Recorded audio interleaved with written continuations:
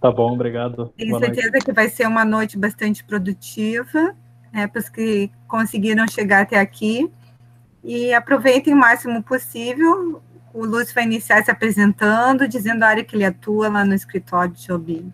E depois até eu peço para te deixar teus contatos, Lúcio, para que se alguém quiser, né? E a gente está Tá bem, sempre perfeito. disponível também, qualquer coisa, estamos por aqui sempre.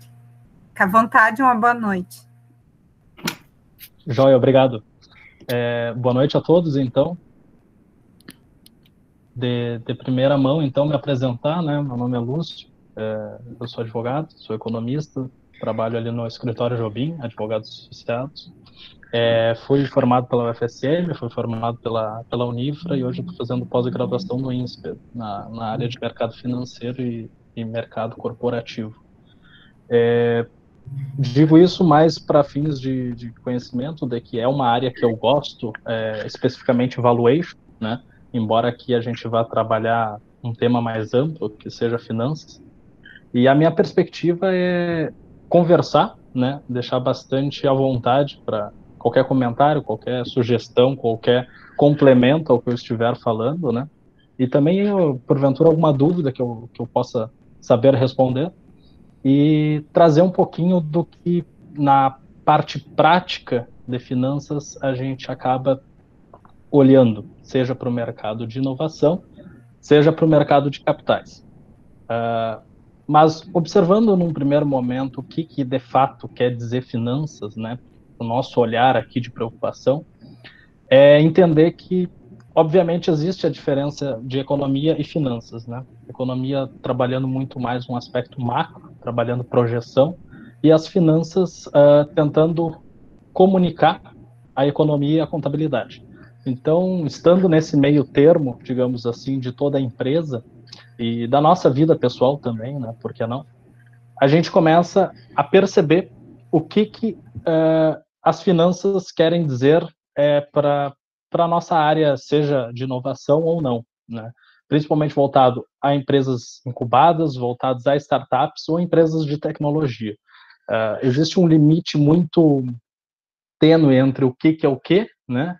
E cada fase que elas vão se desenvolver ao longo do tempo, seja na parte de financiamento, né?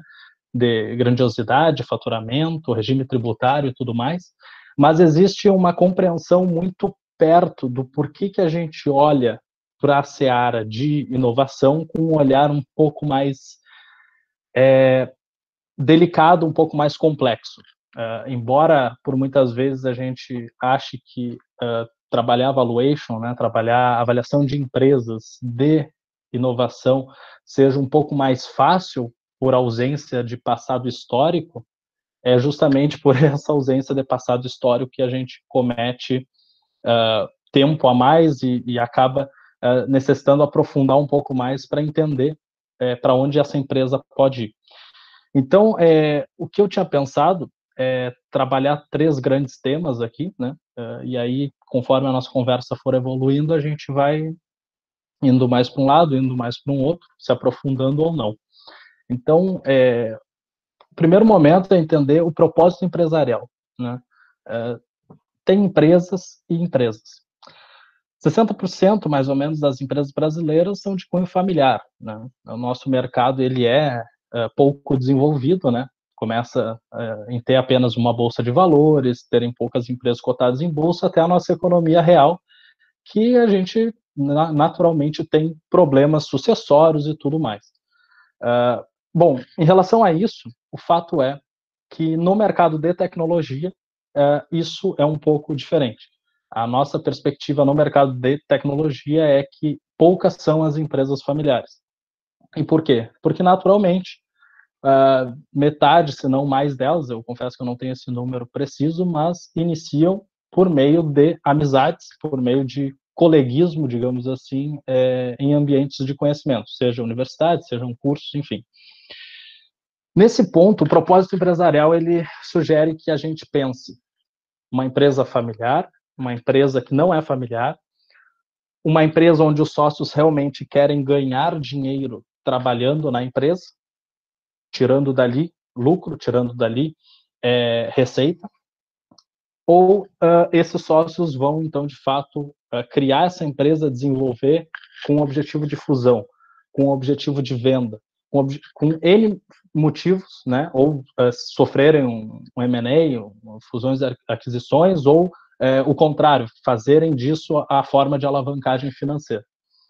O fato é que esse objetivo, em todos os clientes que a gente também conversa, e todas as vezes que a gente vai em eventos, né, pelo menos, em eventos físicos, a gente sempre se preocupava em entender o que a pessoa, o que os empreendedores queriam do futuro.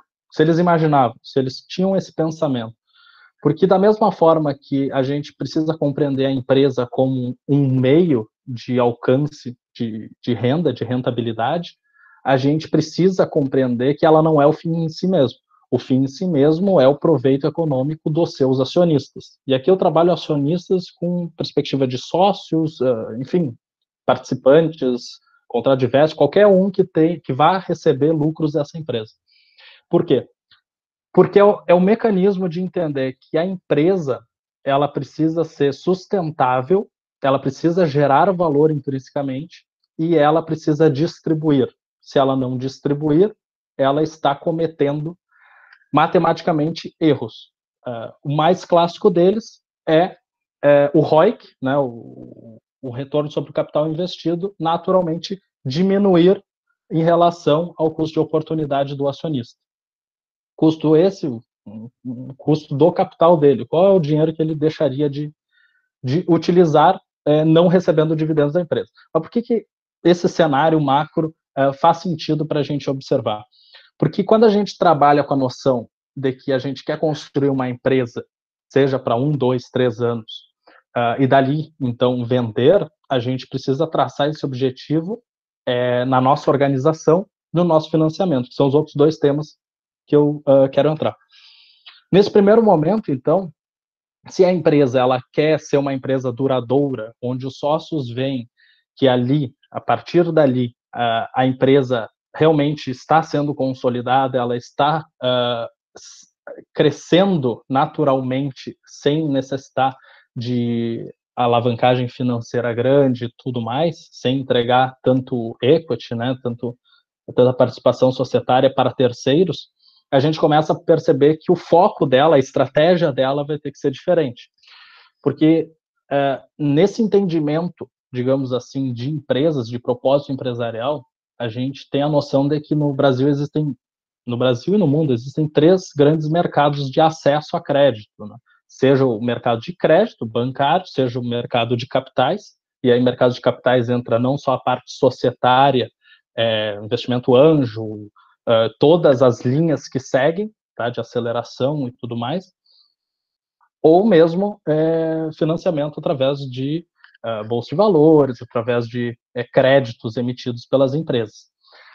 E o terceiro mercado, que é um mercado que antes esteve muito atrelado ao setor do agronegócio e agora começa devagar a ter um posicionamento em relação ao mundo da tecnologia, ao mundo da inovação, que é o mercado subsidiado, né? Que é linhas de créditos e tudo mais que tem relação com o governo, né? Seja com o governo, seja com o tesouro. Bom, dito o propósito empresarial, o que a gente começa a perceber é que esses mercados eles precisam ser acessados e eles precisam ter uma lógica para que a empresa, em determinado momento, que sempre chega, ou ela esteja endividada demais, ou ela esteja menos. Qual é o ponto ótimo de fazer uma aquisição? Qual é o ponto ótimo de realizar uma venda? Qual é o ponto ótimo de tracionar a startup ou a própria empresa de tecnologia? E para onde que isso tudo vai? Qual é o objetivo? Então, sempre essa reflexão no primeiro momento, ela é importante porque às vezes a gente esquece para onde a gente quer ir. E a gente acha que os negócios vão surgindo, vai tendo escassez de tempo para se planejar, para executar, começa-se expansão e daqui a pouco a gente entra numa nuance que a gente esquece do porquê que a gente fez determinadas decisões e a gente acaba perdendo um vácuo de tempo ou vice-versa, uma oportunidade de janela. Então, esse propósito empresarial ele está atrelado à organização financeira. Tá? Essa organização financeira, digamos assim, tem duas grandes alas, o que tu estás registrando, que é a contabilidade, e aquilo que está de fato acontecendo para a sobrevivência, que é o caixa. Por que a montagem interna da startup ou da empresa de tecnologia é fundamental internamente, um controle? Porque geralmente as empresas pequenas e médias, startups incubadas, empresas ainda que estão em fase de tração, ou até aquelas que porventura já tenham alcançado scale-up, enfim, elas ainda estão pensando no regime tributário do Simples, né? O Marcelo provavelmente já deve ter comentado, e essa noção do Simples Nacional para startups, ela traz um duplo sentido, porque ao mesmo tempo que a startup ela tem uma característica própria, que é um aumento de faturamento em compensação uma diminuição de custos, ela às vezes morre ou às vezes ela tem dificuldade, porque quanto mais se fatura, embora a startup não gere lucro, digamos assim, mas enquanto mais ela fatura, mais ela paga imposto. E esse é o mal que tem que ser sempre avaliado. Então, por exemplo, startups com alíquota de 14%, 15% no Simples, como eu já vi, começam a estar pagando tributos a mais, num sentido de que não faz absolutamente razão de se manter ali, e sim precisar migrar, seja para o lucro real, seja para o lucro presumido.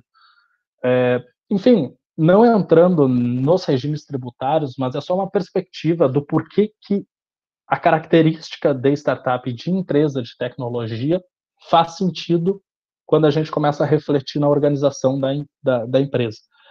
A gente olha isto de uma forma muito acuada, quando a gente pensa que isso não precisaria estar sendo pensado, ou isso é secundário, mas quando a gente observa grandes empresas cotadas em bolsa, enfim, de tecnologia, a gente observa que a noção, o giro financeiro do faturamento faz sentido na projeção. Então, a projeção de crescimento da startup ela vai estar atrelada a faturamento.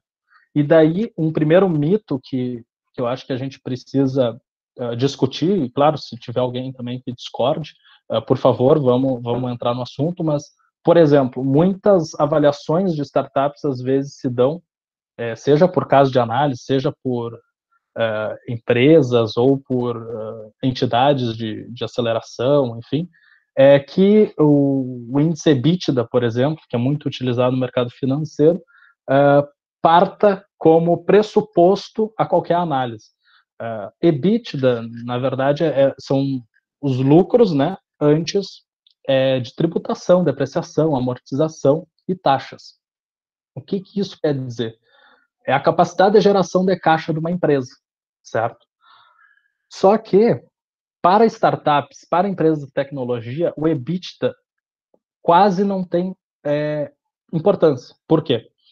Porque o EBITDA nada mais é do que um índice calculado do EBIT, que seria o lucro operacional da empresa, somado à depreciação, certo? Então, ela tem uma capacidade de geração de caixa, porque a depreciação, na verdade, não está saindo do caixa dela, mas estão somente contabilmente registrado. O que acontece? Quando a gente parte desse pressuposto de olhar apenas um único índice, a gente sempre cai numa falsa noção da empresa como um todo. Então, por isso que algumas noções de CAPEX, por exemplo, CAPEX é uma outra modalidade dentro da análise financeira sobre o reinvestimento, né, em ativo que gera operação. Então, por exemplo, uma empresa, uma mineradora, investe 100% de CAPEX, que é para, por exemplo,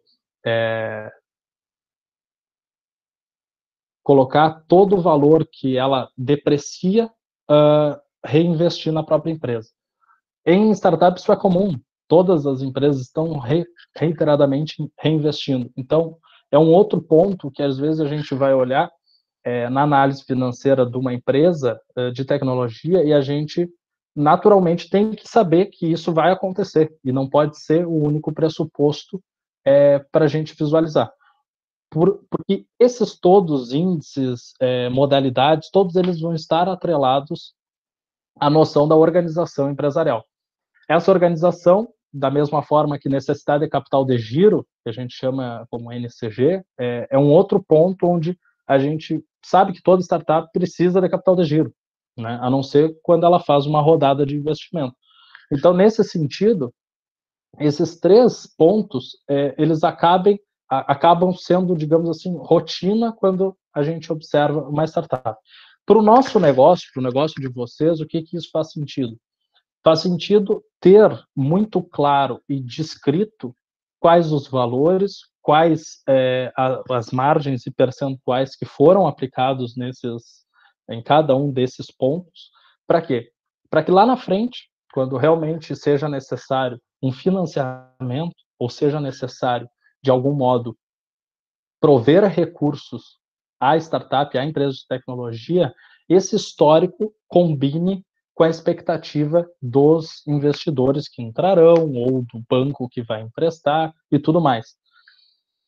E indo nessa linha, o que o sujeito que quer emprestar dinheiro ou que quer fazer parte do negócio precisa enxergar? E vocês, da mesma forma, precisam trazer isso a ele para ter uma comunicação muito mais fácil e também conseguir vender isso no mercado, seja para rodada de investimento ou apenas para mútuo, por exemplo. É trazer a noção de que a organização financeira de vocês está atrelada ao crescimento que vocês têm no seu propósito empresarial e que ele, aportando o respectivo recurso pelo um percentual ou apenas emprestando a taxa de juros, ele se sinta confortável em imaginar a valuation que vocês hoje possuem e para que vocês irão lá na frente. Quando a gente olha para o sistema de financiamento de startups, ou, enfim, de empresas de tecnologia, a gente precisa compreender que esse sistema ele ainda é um pouco restrito no Brasil, isso muito porque é natural, o nosso mercado de capitais é muito pequeno, mas ele traz uma noção de que as partes envolvidas, o investidor e o investido, eles de forma muito peculiar alcançam esse objetivo por uma expectativa. Então, toda a análise financeira que vai ser dada na startup vai ser partindo de projeções. Projeções são melhor bem feitas quando há histórico, seja de 1, 2, 3 anos.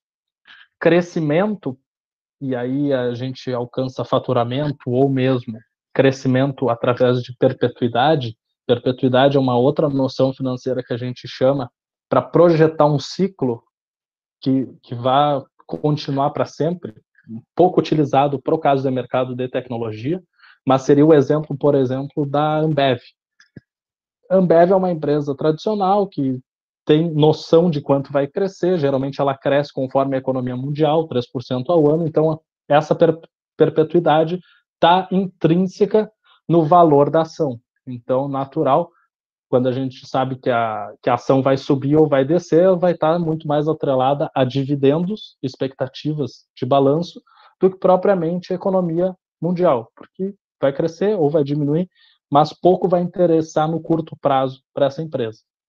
No mercado de tecnologia, da mesma forma, só que não apenas traçando uma perpetuidade, mas tentando fazer uma projeção de 3, 5, às vezes 10 anos, né? 10 anos é quase impossível a gente ter uma projeção rica em detalhes e séria, porque é muito difícil, né? Traçar esse objetivo. Quantas são as startups que a gente trabalha que, enfim, ano passado tinha uma expectativa de modelo de negócio, foi feita a projeção, foi feita a rodada de investimento, captou-se. Bom, houve um remodelamento de negócio que começou a fazer muito mais sentido para a startup, foi direcionado esses valores para isso. Hoje está na segunda já a captação, entende? E o negócio é dinâmico e não pode estar atrelado apenas a uma projeção de fixa, né, que possa não interessar mais para o modelo do negócio. Então, o que eu queria agora entrar era justamente na perspectiva de financiamento, porque várias são as vezes que a gente vai ao mercado, quando precisa, geralmente para fins de capital de giro. Geralmente a gente começa a crescer, né? Startups ou empresas de tecnologia começam a faturar.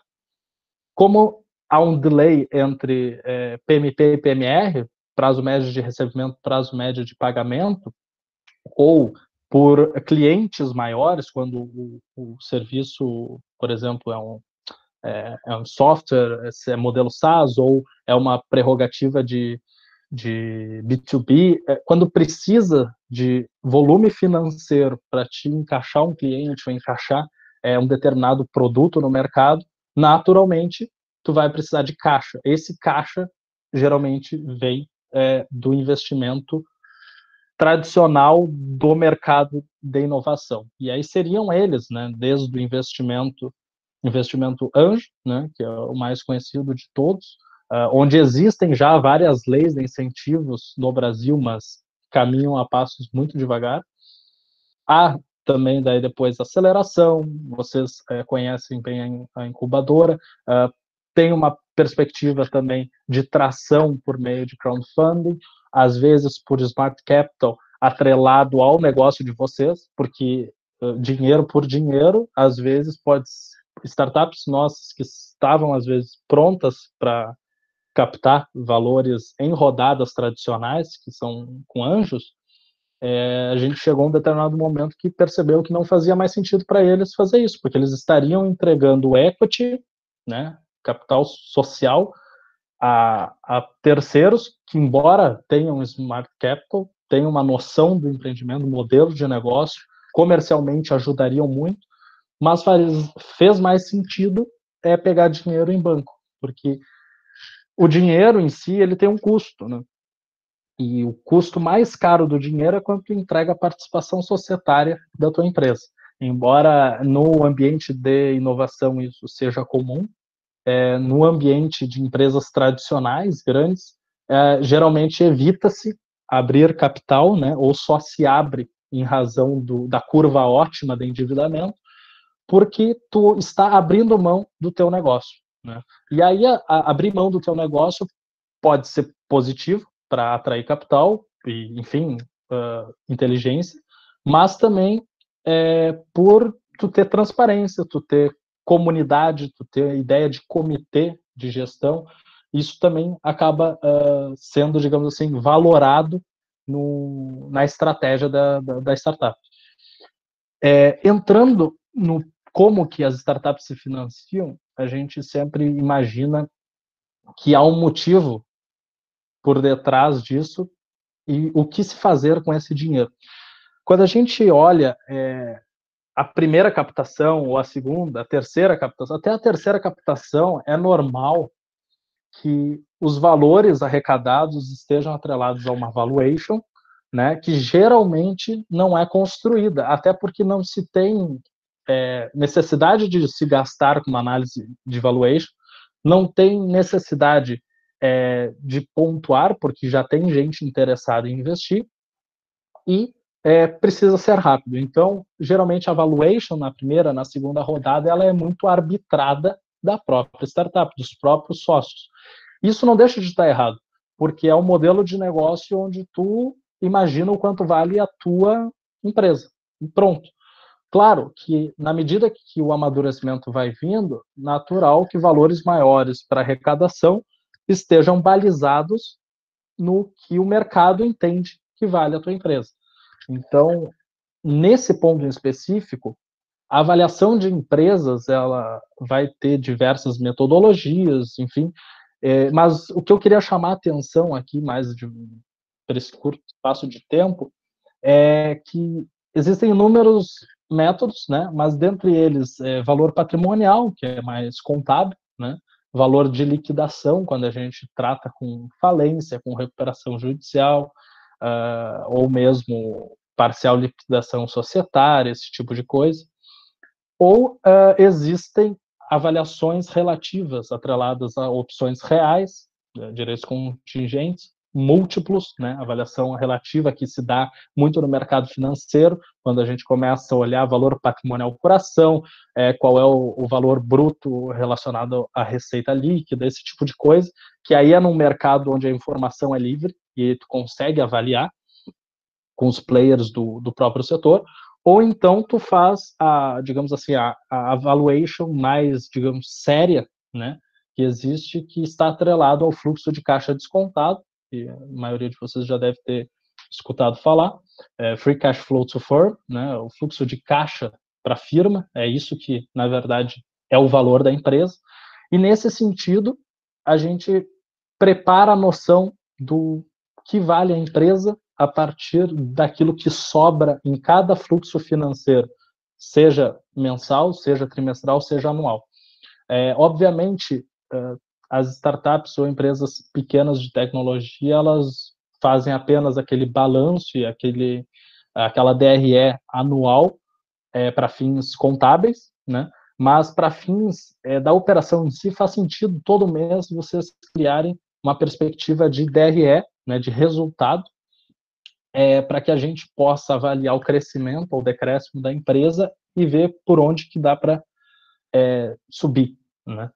Então, nesse sentido específico, faz sentido a gente observar lá, desde o lucro bruto, tributação indireta, receita líquida, lucro bruto, lucro operacional, lucro líquido. Então, geralmente a gente para no lucro operacional, numa startup, com prejuízo operacional, né? E aí esse prejuízo operacional a gente geralmente reverte no financiamento. Financiamento esse que se dá por rodadas ou via mercado de crédito. E nesse ponto em específico, faz sentido a gente observar o quão utilizado disso a gente pode fazer. Startups, às vezes, que vão crescendo, tomando dinheiro no mercado, até imaginar estar num padrão, por exemplo, agronegócio. O agronegócio é um mercado muito caro, digamos assim, se a gente for pensar em exportação, por exemplo. Então, os volumes financeiros para qualquer agente comercial, para qualquer startup que promova marketplace, que promova, enfim, trader, broker de exportação, isso tudo tem um peso financeiro muito maior, porque trata-se de sacas e containers. Então, tu vai precisar ali ter um encaixe financeiro, porque esse mercado também ele utiliza muito de um pagamento à vista.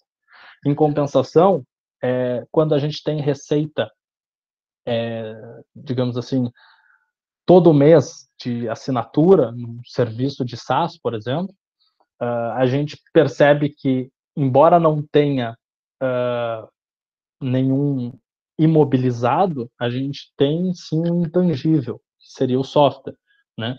E esse mecanismo de avaliação precisa ser levado em conta não só com o faturamento que a startup tem para fins de rodada de investimento. A gente precisa compreender, sempre quando a gente for pensar em ir a mercado buscar dinheiro ou mesmo refletir sobre o papel nosso de execução da nossa empresa, como a seara financeira estando a partir do lucro operacional, a partir do caixa. Porque a partir dali a gente vai começar a pensar em financiamento. Se a operação é redonda, se a operação gera lucro, se a operação é redonda, não tem por que a gente buscar dinheiro sem necessidade, a não ser que a gente entenda que a expansão é necessária e aí sim a curva ótima de endividamento vai nos sugerir que sempre uma empresa é melhor sendo endividada. Muita ideia que a gente tem é que uma empresa precisa gerar dividendo sempre, reiteradamente distribuir. Tem empresa que, e geralmente em casos familiares acontece isso, porque os sócios querem esse recurso, que já contam com esse recurso e querem gastar nas suas pessoas físicas, e aí a empresa faz o payout, paga dividendo, deixa de investir na operação interna e perde competitividade. E de outro modo, a gente às vezes sempre acha que caixa sobrando, por exemplo, Ambev. Estou pegando exemplos assim, que são exemplos mais do nosso cotidiano e que a gente tem números transparentes. Mas a Ambev, por exemplo, tem 3 bi pouco em caixa. Isso é bom? Não é bom. Não é bom por quê? Porque ela distribui 1,5 bi para os seus acionistas, mas ela está com 3 bi em caixa. 3 bi em caixa quer dizer 100% do DI. 100% do DI quer dizer 1,8 ao ano. 1,8 ao ano é 0,3 abaixo da inflação projetada de 12 meses. Então, percebe que o acionista não recebendo dividendo, a empresa está fazendo com que a sua ação caia, porque ela está deixando de ganhar dinheiro. Primeiro, porque ela não tem mais, talvez, onde investir. Ela já fez a curva de M&A que poderia, e mesmo assim não está entregando ao acionista, que o acionista sabe o que fazer melhor com o dinheiro. Essa sempre é a premissa. O acionista sempre sabe como gastar dinheiro melhor do que a empresa. Por que eu estou falando isso também? Para trazer para o nosso dia a dia que a noção de compra de empresa, se vocês, por um acaso, já investiram, querem investir em empresa de tecnologia, sempre tem que estar ligado à perspectiva de uma empresa tem que gerar valor, né, acima do meu custo de oportunidade. Então, eu tenho que saber qual é o meu custo de oportunidade, tenho que saber qual é o meu CAE, que a gente chama na valuation, que é o custo atrelado ao acionista, que leva em compensação não só o risco do negócio, como padrões de mercado, prêmio de mercado de risco, prêmio de mercado de renda fixa, isso tudo, para saber se faz sentido e quanto faz sentido esperar numa rentabilização de investimento em startup ou de empresa de tecnologia por 2, 3, 5 anos. Então, daqui 2, 3, 5 anos, eu preciso ter um retorno sobre esse capital que eu estou investindo de quanto?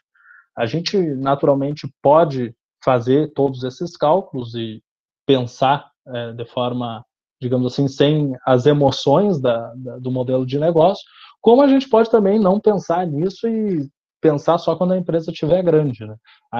O ideal é que a gente tenha essa noção de que existe uma lógica por detrás dos preços, especificamente oferta e demanda, claro, mas especificamente sobre expectativas. Então, quando a gente vê variação de ações, e a gente viu agora há pouco com a perspectiva da pandemia, é que empresas que geram lucro, naturalmente, tiveram todas as suas ações nos patamares recuperados, ou quase recuperados. Por conseguinte, outras empresas, por exemplo, a Gol, com uma curva de endividamento além do que seria o ótimo, com problemas de preço nas ações. Eu digo isso mais para entender que o mercado financeiro, na verdade, precisa ser o nosso espelho do dia a dia. Embora seja um mundo que talvez possa parecer distante, na verdade, ele é o final de um ciclo de uma empresa, né? Na questão de financiamento. Porque, embora a startup, a empresa de tecnologia comece no mercado de angel, depois da aceleração, vai chegar um determinado momento que, se ela não tomar dívida no crédito, no banco de crédito, ela não tomar dívida emitindo papel, né, seja debênture, seja, enfim, facilitações que naturalmente com novos projetos de lei vão acabar surgindo para empresas menores, só que a regulação ainda com a CVM é um pouco complicado, mas a gente já tem os crowdfundings, por exemplo, já tem PL sobre perspectiva de aumento do valor limite, que hoje é de 5 milhões, se eu não me engano. Então, naturalmente, essa escala de financiamento para uma empresa nunca pode acabar. E é essa, eu acho, a mensagem que eu gostaria de trazer mais forte para o lado financeiro, de que as finanças, na verdade, elas são esse diálogo entre a economia e a contabilidade, e que no nosso ambiente micro, a gente vê, seja startup adquirindo outras, criando um hub, ou seja por meio de crescimento do próprio negócio, faturamento, até atingir um break-even e conseguir, em algum momento, se endividar e talvez, sim, recomprar aqueles mútuos convertidos que foram feitos lá atrás, participações acionárias que foram feitas lá atrás, ou mesmo aqueles sócios que não estão trabalhando no negócio. Para fechar, assim, até para a gente poder comentar e, digamos assim, conversar melhor, um exemplo clássico, eu acho, talvez o mais gritante, de sócios que trabalham, os sócios que têm medo, os sócios que... Relação societária, a gente pode pegar o exemplo do Eduardo Saverin, né, e do Zuckerberg, no caso do Facebook, onde o Saverin lá atrás, né, saiu com 1 bilhãozinho e o Facebook foi lançado a 200 bi no mercado americano, no IPO. Então, a gente começa a perceber que e isso é um exemplo real, por mais que pareça distante, não, é um exemplo totalmente real. A gente tem o Nubank, se a gente quiser ir para o outro lado, mas é um exemplo tipicamente de como funciona uma startup até o seu auge. Uma empresa de tecnologia que nasce entre amizades, perpassa por um ciclo de financiamento, perpassa por saída de sócios até chegar no IPO, entende? Então, esse fechamento assim que eu queria, de diversos pontos que eu falei aqui, que talvez possam até estar embaralhados ou talvez possam não ter feito tanto sentido numa lógica, mas é mais com o intuito de sair um pouco do que a gente naturalmente ouve sobre finanças, né? Porque a gente precisa entender que existe uma lógica, existe um objetivo final, e é o crescimento da empresa e é a remuneração para os seus acionistas. É isso. A empresa ela tem que seguir existindo, tem que seguir, mas ela tem que seguir existindo até o momento que os sócios são remunerados. E às vezes falta essa perspectiva quando a gente olha que são feitos investimentos em startups apenas pensando em vender lá na frente essa participação. O ideal não, o ideal é que a gente pense sempre que a empresa vai gerar lucro e nos distribua. Enfim, eu queria ouvir também da parte de vocês, teria algum ponto que a gente poderia avançar? Ou talvez se eu falei muita bobagem, por favor, me podem, mas era essa luz, mais ou menos, assim, que eu queria conversar com vocês, e vocês também conversassem comigo. E aí, pessoal, alguma pergunta? Eu tenho uma questão, assim, esse tempo eu estava assistindo uma palestra e o palestrante ressaltou que dificilmente as startups contabilizam todo esse investimento inicial que tem em desenvolvimento e que isso conta muito para o valuation, né? Para a questão do patrimônio, né? Qual a sugestão de como fazer isso? Porque também uma boa parte dos contadores não tem esse conhecimento, né? De como fazer isso. Sim, até porque geralmente o custo com... E aí eu vou dizer também do meu lado, né? Custo com advogado, custo com contador, geralmente não, nunca pode ser a prioridade de uma empresa num estágio inicial, né? Por quê? Porque no estágio inicial tem que estar mais preocupado com o produto, com o serviço, crescer, gerar receita e dali se organizar. É assim que funciona. Infelizmente no Brasil a gente tem uma ordem um pouco diferente, porque no Brasil a gente necessariamente precisa da burocracia do Estado, precisa emitir a nota fiscal para com toda aquela burocracia que existe, esperar mês, esperar uma semana no mínimo para abrir a empresa, para que daí a gente possa, de fato, entrar no mercado formal. E aí a relação com o trabalho está muito associada, porque o trabalho numa empresa de tecnologia, startup, ela está atrelada ao trabalho dos sócios, geralmente, né, no primeiro momento. Então, é muito difícil tu quantificar quantas horas você dedicou a isso. Essa quantificação, ela precisa estar... Claro, isso vai depender do tipo da empresa, mas ela precisa estar clara e o mais próximo possível no intangível da empresa. Mesmo que talvez não seja lançado no balanço patrimonial, em razão de estar no simples e ser uma contabilidade simples, né, não precisar de grandes coisas explicativas, mas ela precisa, quando ela for a mercado, quando ela for ter a noção do seu valor intrínseco, que esse intangível demorou tanto tempo, ele tem um diferencial do mercado e ele repercute uma receita financeira. Para dar um exemplo, por exemplo, do que seria uma ideia de intangível, seria, por exemplo, na mineração a gente tem o direito de lavra, O direito de lavra é o direito da exploração. Ele não é o contrato de pagamento de royalties, porque isso é contas a pagar, ele não é nenhum direito que o sujeito possa vender, não. Ele é um direito de lavra relacionado à possibilidade de explorar aquela área definida pela Agência Nacional de Mineração.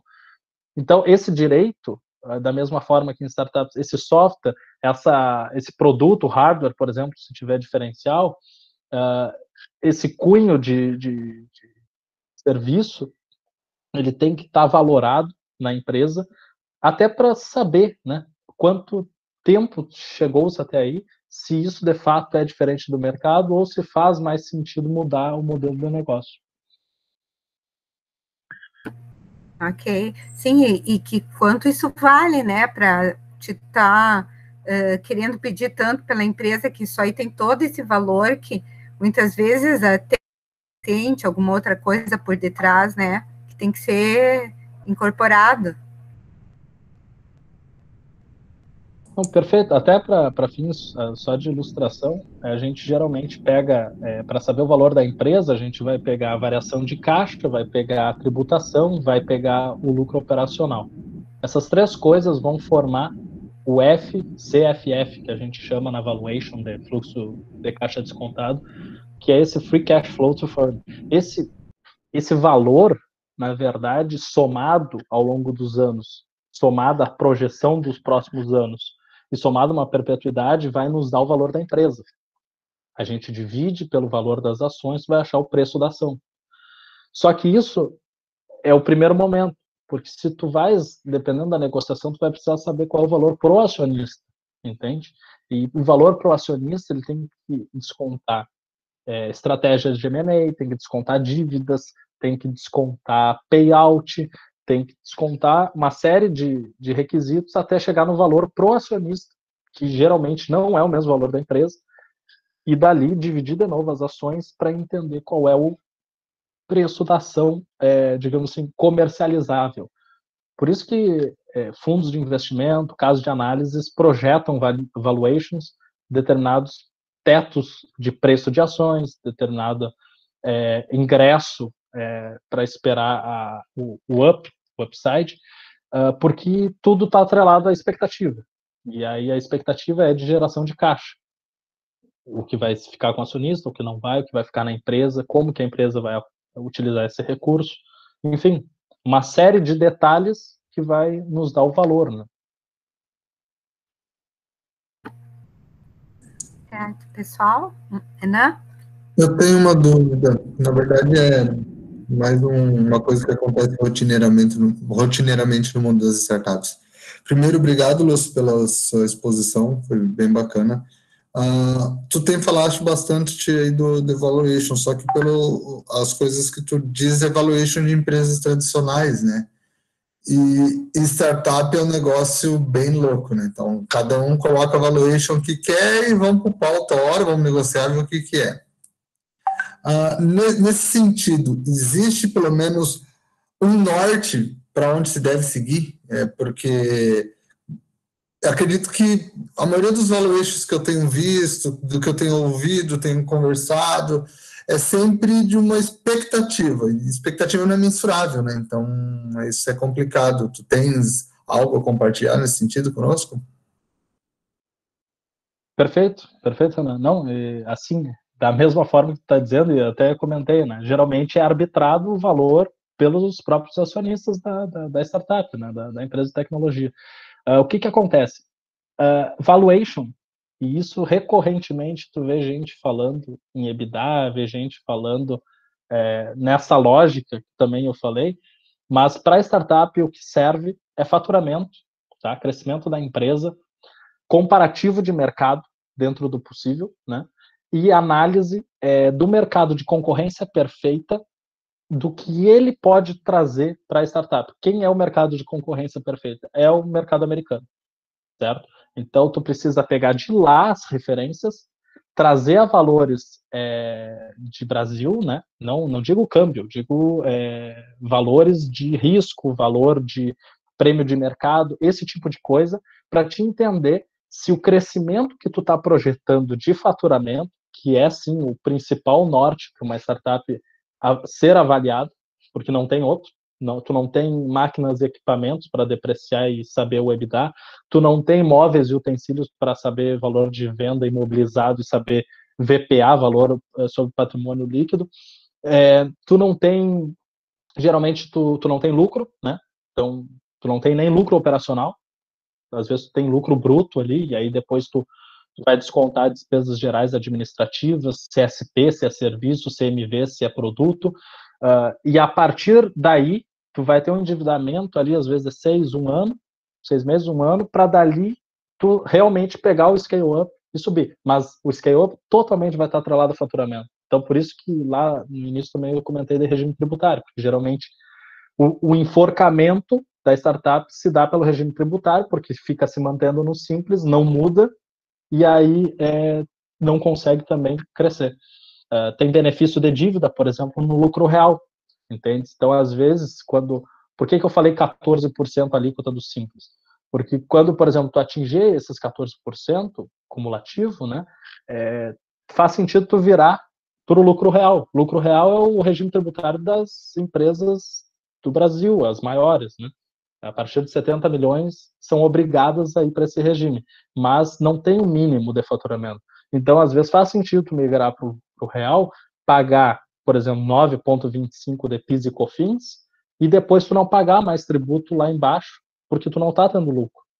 Tu endividar, não gerar lucro, e aí projetar a tua startup para ir crescendo. O regime tributário no Brasil ele está muito atrelado ao crescimento da empresa, por incrível que pareça, porque até é comum a gente observar que rico não paga imposto, de fato, paga menos, porque ele tem incentivo a não gerar lucro para crescer a empresa. Então, nesse sentido, como é que daí, por exemplo, o acionista vai se remunerar? Por meio de Prolabore, por meio, enfim, tem que traçar uma estratégia financeira dependendo do momento da empresa. Mas para fins de avaliação do quanto que tu vai colocar na tua startup num primeiro momento, nas primeiras rodadas de investimento, sempre tem que pensar em receita, né? Em faturamento. Porque é a única forma de tu provar o teu modelo de negócio pro mercado, já que tu não tem lucro, né? Poucas são as startups que já começam a ter lucro desde o primeiro mês. Lúcio, aproveitando já também parte do que tu falaste na parte de tributação, vou pegar o caso de nós aqui. Nós somos uma startup e nosso contador optou por iniciar no Simples. Só que agora, no meio de uma negociação, talvez a gente acabe fazendo uma joint venture. Então, obviamente, eu sou automaticamente excluso do Simples. Nesse caso, o que poderia ocorrer de ruim? Uma startup iniciar, nem ter iniciado direito praticamente seus faturamentos e não estar no Simples. Tem muito problema nisso? Mas porque eu sou bem leigo nessa parte. Não, tranquilo. Não, o que acontece? Geralmente optas pelo Simples Nacional porque é o regime pro contador mais fácil, porque é o regime onde tu tem menos declarações, geralmente está atrelado a um baixo faturamento, tu tem às vezes muita emissão de nota, então para te não precisar ficar pagando diferentes impostos, geração de DARF, geração de isso e aquilo, gera-se uma para o pagamento do cômputo de tributos.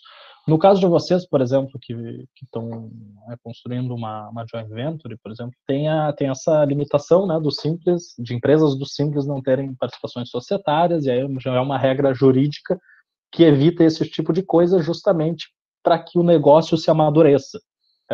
Embora a legislação às vezes pareça ruim nesse sentido, tem um lado bom, porque obriga a empresa a se organizar num sentido de ter uma contabilidade certa, ter uma perspectiva de crescimento. E aí, quando tu sai do Simples, tu tem que optar ou real ou presumido, são os outros dois regimes tributários. Isso vai estar muito atrelado se a tua operação dá lucro. Se a tua operação é de serviço, por exemplo, geralmente serviço dá mais lucro do que produto, né? Dependendo, mas geralmente na fase inicial. Então, se dá muito lucro, tu não pode ir para o lucro real. Tem que ficar no presumido, olhar a tabela, ver a base de cálculo de 32%, vê se tu vai ter que pagar algum adicional de imposto ou não, e trabalhar em cima daquilo ali, daquela DRE, digamos, e mexendo, ver onde é que tu pode cortar, onde é que tu pode aproveitar de alguma tese tributária ou não. Até agora há pouco tem um entendimento do STF, no caso do Simples, por exemplo, que são valores de indenizações, de rescisões trabalhistas, de empresas que tiveram funcionários, e aí sobre esse valor não incidiria imposto de renda, contribuição social, que está naquele mix de tributos do Simples. Então, o regime tributário ele está atrelado ao amadurecimento da empresa. Embora a empresa, conforme vai crescendo, para ela começa a não fazer mais sentido estar no Simples. Né? Só que a virada de chave, às vezes, é muito traumática, né? Porque num mês tu pagou X de imposto, no outro tu vai pagar mais. Ou... Enfim, esse cálculo tu precisa fazer porque tem determinadas datas no ano para te optar por esses regimes. Né? Então, tu não pode ficar mudando toda hora. Não sei se eu te respondi, Renan. Cara, tu me trouxe a luz. Agora eu entendi, porque eu ouvi falar de algumas alíquotas que quando saísse poderia chegar a 20%, a 40%, e eu não entendi. Eu comecei, cara, imagina, na primeira nota que eu emiti, eu já tenho que deixar 40% do governo, o que eu estou fazendo? Sei lá, vender mandioca na esquina para compensar. Mas agora, pelo menos, eu queria só ver se tem algum lugar para como é que eu faço para saber mais ou menos quanto por cento eu vou ter que pagar se eu optar pelo presumido ou no lucro real. Tem algum lugar que eu possa fazer esses cálculos? O que acontece? Primeiro, entender o KNAI da tua empresa, né? Aquela atividade que está descrita lá na nota fiscal ou no teu cartão CNPJ. Ali tu vai ver qual é a atividade e ali tu vai saber em qual anexo do Simples Nacional a tua empresa está, né? Por que isso é importante? Porque ali tu vai saber a alíquota e aí tu vai começar num primeiro momento, ser possível calcular e estudar a migração para qual regime faz mais sentido. O ideal é tu ter a DRE da tua empresa, enfim, nem que seja interna, né, que a organização de vocês mesmos, bem clara, para que possa ser analisado isso, seja pelo contador, seja pelo advogado, para saber qual alíquota tu vai pagar em cada um dos dois. Claro, no lucro real é geral, né? 9,25 para quem tem PIS e COFINS, depende da mercadoria, do serviço, mas é 9,25 o teto que tu vai pagar sobre faturamento. Depois tu vai pagar 34% de imposto de renda e CSLL, que é a contribuição social sobre o lucro líquido. Obviamente que isso não quer dizer que os outros impostos, se por exemplo tu tem funcionário, exista, vai existir 20% sobre folha, esse tipo de coisa. Mas como startup geralmente não tem, e geralmente a contratação é feita por outros PJs, são esses dois mix, faturamento 9,25 e lá embaixo no lucro líquido 34%. Dói, 34% dói, mas aí tu tem outros benefícios do regime tributário, benefício de dívida, depreciação, tudo isso faz com que diminua a tua base de cálculo lá embaixo, né? Só que assim, de uma forma assim, como o regime tributário brasileiro não é nada agradável, nada fácil, nada possível para que qualquer um entenda, é um problema do Brasil isso, a gente precisa olhar todas as suas atividades e ver o comportamento ao longo dos meses para conseguir entender o que é melhor dali para frente, né? É uma das grandes coisas que é diferença na hora de optar é a questão de folha de pagamento, né? Então, as pessoas fogem bastante do lucro real em função de quem tem folha, que aí tem uma tributação alta. E outra questão do lucro resumido... Além exato, até complementando, Jane, além de todos os tributos que tu vai pagar de encargos trabalhistas no lucro real, tu ainda vai pagar 20% da cota patronal, de graça, assim, para o governo, entende? Então, é bem delicado esse aspecto. E o PIS e o COFINS quando tem também, né? E a questão do lucro presumido é em relação ao faturamento, né? Porque o Simples tem um limite anual de 3 milhões e pouco, 4 milhões está agora. Então, se tu faturar acima disso, já está fora. Exato. No Simples tu vai ter, digamos assim, 3 personalidades ali de empresas, né? Tu vai ter MEI, ME, EPP, dependendo do faturamento e dependendo da tua constituição, mas aí o cumulativo de 12 meses tu vai pulando da escadinha, né? De alíquota. Ao invés do governo incentivar que tu aumente a tua empresa diminuindo a alíquota, não. É engraçado, porque às vezes tu começa com 5%, bom, a empresa foi lá, show de bola, tá voando. Não tá dando lucro, mas tá voando no faturamento. Aí no cumulativo de 12 meses, de 5, daqui a pouco tu vai para 12. Daí inviabiliza totalmente a tua operação. E aí empresas que vão recorrentemente seguindo e não pensam na estratégia tributária e financeira da empresa, aí acabam fazendo o quê? Às vezes estão pagando lá 18, 22% no Simples.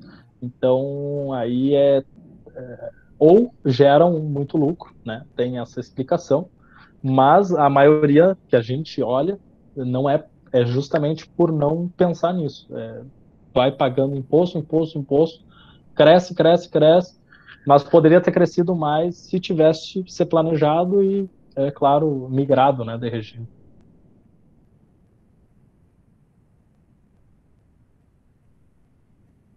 Pessoal, mais alguém? Mais alguma dúvida?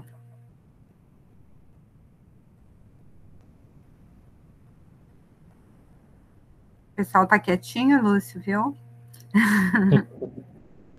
Não, eu fico à vontade aí também. Eu acredito que tanto essa questão de planejamento tributário quanto a questão do valuation são 2 temas assim bastante palpitantes e que à medida que eles forem sentindo aí a necessidade, vão estar te procurando para tirar as dúvidas. Não, tranquilo. O que acontece até... Esses 2 temas foram mais os temas que eu também gosto mais, mas claro que existem outras tantas ideias que vocês provavelmente devem ter também na empresa de vocês, que é na seara econômica, visualizar ali custo fixo, custo variável, custo marginal, esse tipo de coisa, querendo ou não, nos dá uma realidade muito grande também da empresa. Pensar a empresa sempre como um projeto de investimento, pensar TIR, pensar VPL, pensar TIR modificada. Por quê? Porque isso vai dar noção para vocês do outro lado, do sujeito que está investindo. Porque não é um pouco difícil, às vezes, quando startups chegam até nós e querem rodadas de investimento, só que ainda não tem esses índices já pensados, já trabalhados. Então, tem alguns pontos para investimento que são interessantes. O próprio acionista pensa, será que eu investiria em mim mesmo? Sabe? Por mais que isso seja desafiador, é um ponto interessante. E aí, a partir disso, tu consegue ver outros, ROIC, tu consegue ver ROI, ROA, todos esses pontos, né, que são as empresas maduras, grandes, multinacionais usam, mas eles não usam à toa, e não é só por causa do tamanho deles, é porque matematicamente faz sentido, entende?